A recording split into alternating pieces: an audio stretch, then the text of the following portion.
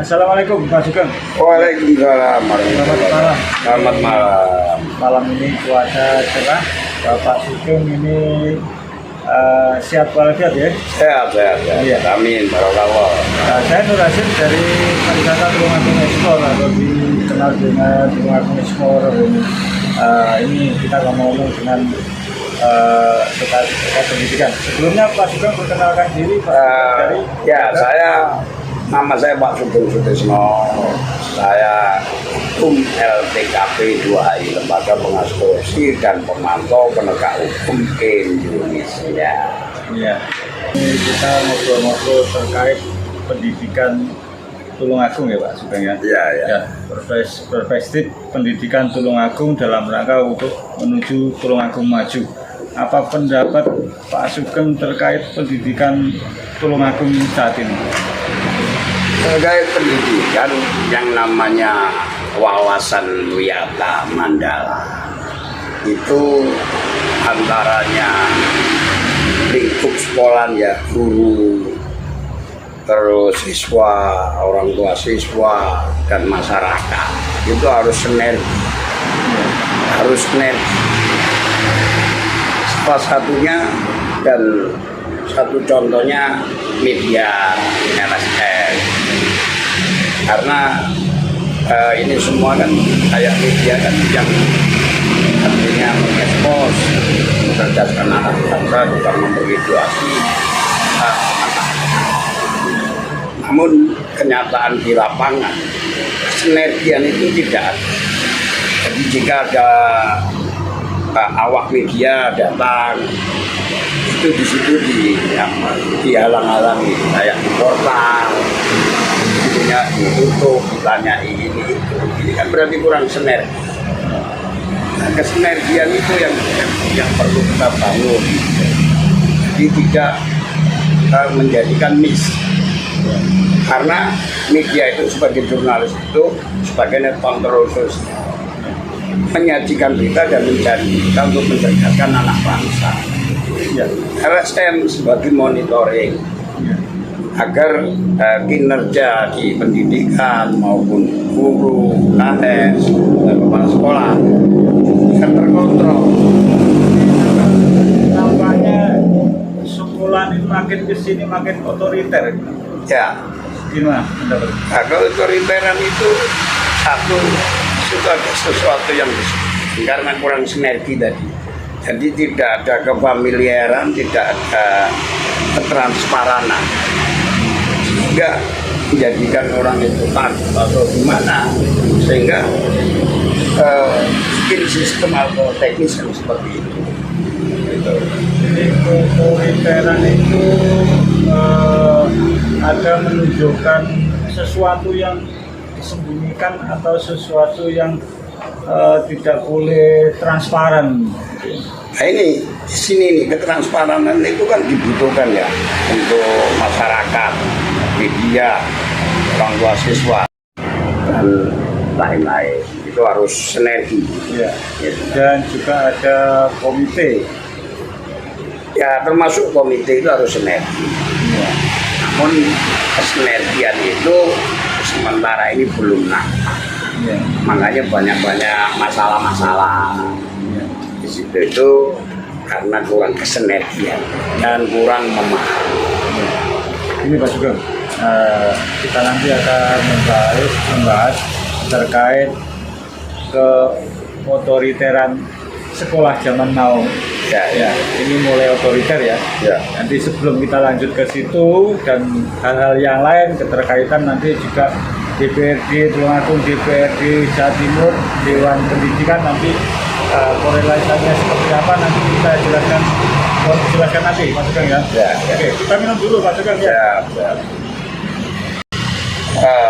Komite itu sebetulnya kan tidak ditiadakan, sudah tidak ditiadakan. Instruksi gubernur seperti itu. Namun komite tetap dijalankan. Namun komite di Undang-Undang Nomor 75 tahun 2016, komite dilarang menarik atau memungut dana, menggalang dana. Nah, komite itu harusnya berpihak kepada orang tua siswa. Namun kenyataan komite itu berpihak pada lembaga sekolahan. Otomatis Nah, di sini menjadikan kerancuan. Keberpihakan komite ke pihak sekolah otomatis akan membebani siswa atau wali murid. Ya otomatis itu kan membebani orang tua siswa. Dan komite itu ternyata hanya untuk bemper aja, bemper meraup keuntungan. Program yang disampaikan oleh komite itu program dari kepala sekolah, namun dia pinjam kepanjangannya komite. Nah, tapi di undang-undang komite itu harus berpihak pada orang tua siswa, bukan berpihak kepada lembaga sekolahan. Nah ini yang menjadikan resahnya masyarakat. Betul. Itu satu. Terkait pendidikan sekarang, dengan carut marutnya pendidikan PPDB, carut marutnya PPDB ini ya, pendidikan ini rancu karena peran sertanya Dewan Pendidikan, itu Pak Abdul Aziz itu yang dibentuk oleh Pak Bupati itu tidak berfungsi. Fungsinya Dewan Pendidikan itu apa? Satu, tidak pernah ada interaksi. Yang kedua, tidak ada tindakan, tidak pernah muncul. Nah, fungsi didirikan dan tugas pokok Dewan Pendidikan itu apa? Sebentar, saya potong sebentar. Mas Sugeng. Ini Dewan Pendidikan atau Dewan Pengawas Pendidikan? Dewan Pendidikan. Nah, itu mulai ada sejak kapan? Artinya sejak 5 tahun yang lalu apa sudah lama? Dalam pemerintahannya Pak Bupati Sarimulyo itu dulu Dewan Pendidikannya Saudara Supriyono, Ketua Dewan. Setelah Bupati ini Pak Marioto itu juga dibentuk Dewan Pendidikan. Nah, Dewan Pendidikan dibentuk itu fungsinya apa? Terus perannya apa, peran sertanya? Tugas pokoknya apa? Di situ Dewan fungsinya satu mengawasi, kedua dalam pengelolaan ini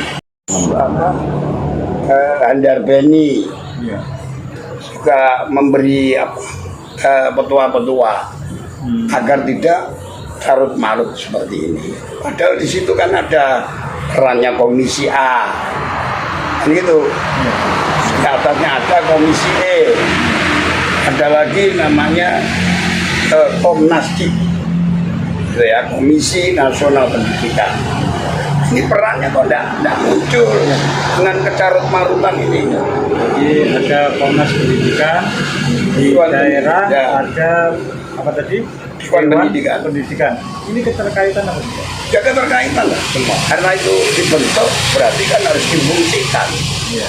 Kalau fungsi tidak difungsikan lalu apa? Ada kan Dewan Pendidikan, ada Komnasdik. Ya. Apa? Ada Komisi A, perannya apa? Ada Komisi E ya. Itu. Pendidikan. Dengan carut marut tidak ada yang muncul gitu loh. Muncul, memberi saran, memberi pencerahan atau gimana. Oke, nanti kita bahas lagi terkait peran-peran komisi yang kita sebutkan tadi, komisi DPRD. Nanti perannya seperti apa, nanti kita sambung lagi. Pak juga membuat diminum kopinya dulu. Siap. Oke. Udah.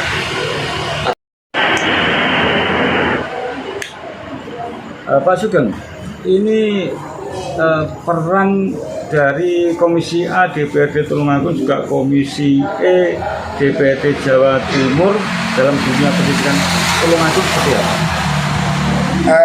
Kalau komisi A itu peran sertanya kan penampungan aspirasi masyarakat itu diterima oleh Komisi A dan kolaborasi dengan Dewan Pendidikan Kabupaten daerah.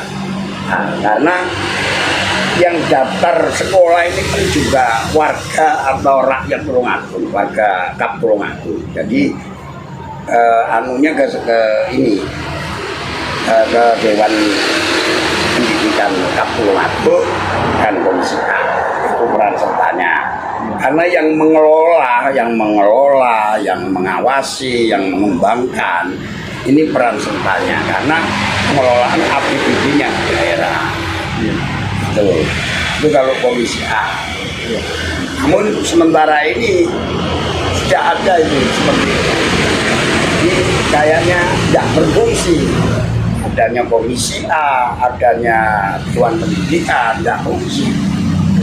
Sehingga carut marut ini tidak ada pencerahan untuk masyarakat. Itu ngaku. Carut marut yang paling dominan di dunia pendidikan Tulungagung itu seperti apa? Terkait PPDB tidak diterima di negeri, terus lalu di sekolah di swasta tidak mau karena biayanya tinggi sekali. Jadi istilahnya Ya kalau di swasta wajar ya karena yayasan, di negeri itu kan ada Jerbasuki mobil. Jadi kalau tidak ada remeh itu kan ya juga nggak masuk, nggak diterima. jadi Khususnya di favorit. Jadi ungkapan Jerbasuki Mobio itu di dunia pendidikan itu ada. Itu ada. Diduga seperti itu. Ya. Diduga seperti itu. Ya. Nah kalau Dewan Pendidikan Provinsi tidak ada, adanya Komisi E, itu peran sertanya seperti itu. Karena pengelolaan, pengembangan, ngawasi itu perannya. Karena SMK SMA ini kan di bawah naungannya provinsi.